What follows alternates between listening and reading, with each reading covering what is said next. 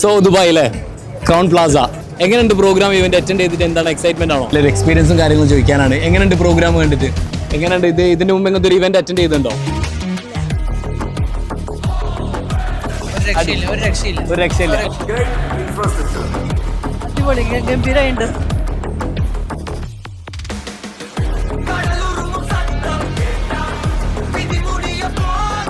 ഫൈസൽ എന്ന വ്യക്തിയെ ലോകം അറിയപ്പെടാൻ പോകുന്ന ദിനങ്ങളാണ് ഇനി വരാൻ പോകുന്നത്.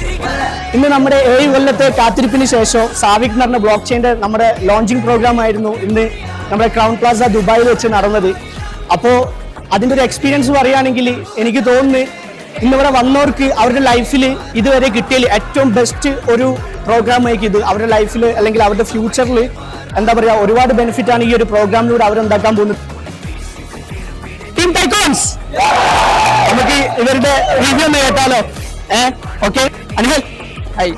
സോ ജസ്റ്റ് ഈ പ്രോഗ്രാമിൻ്റെ എക്സ്പീരിയൻസ് പറയാന്നുണ്ടെങ്കിൽ നെക്സ്റ്റ് ലെവലായിരുന്നു പ്രോഗ്രാം. ഇതുവരെ ഞാൻ എക്സ്പീരിയൻസ് ചെയ്തതിൽ തന്നെ ഏറ്റവും ബെസ്റ്റ് ഒരു പ്രോഗ്രാമായിരുന്നു. ഇൻഷാ അല്ലാഹ് നെക്സ്റ്റ് അപ്കമിങ് പ്രോഗ്രാംസ് വരുമ്പോൾ ഇതിനും കാട്ടി ഉഷാറാക്കണം. So thank you. വളരെ എക്സൈറ്റഡ് ആണ്. വേൾഡിൽ ആദ്യമായിട്ടാണ് വേൾഡിൽ ഫസ്റ്റ് കൊമേഴ്ഷ്യൽ ബ്ലോക്ക് ചെയിനിൽ ഒരു ഭാഗമാകാൻ പറ്റുന്നത്. അപ്പം നോക്കുകയാണെങ്കിൽ പ്രെഡിക്റ്റബിൾ ആയിരുന്നില്ല, വളരെ അടിപൊളിയായി. ഫസ്റ്റ് ഇന്റർനാഷണൽ ട്രിപ്പ് ടൈക്കൂൺസിലൂടെ വരാൻ പറ്റി.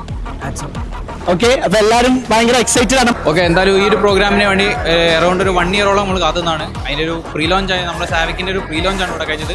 ഇനി ഇതിനെക്കാട്ടൊരു മെയിൻ ലോഞ്ച് വരാനുണ്ട്. ആ ഒരു എക്സൈറ്റ്മെൻറ്റ് ആ പ്രോഗ്രാമിന് വേണ്ടി വെയിറ്റ് ചെയ്യാണ്. അത് ഇതിനെക്കാട്ടും മാസീവ് ഉള്ളൊരു ഇൻട്രോ ആയിരിക്കും മാർക്കറ്റിലേക്ക് പിച്ച് ചെയ്യാൻ പോകുന്നത്.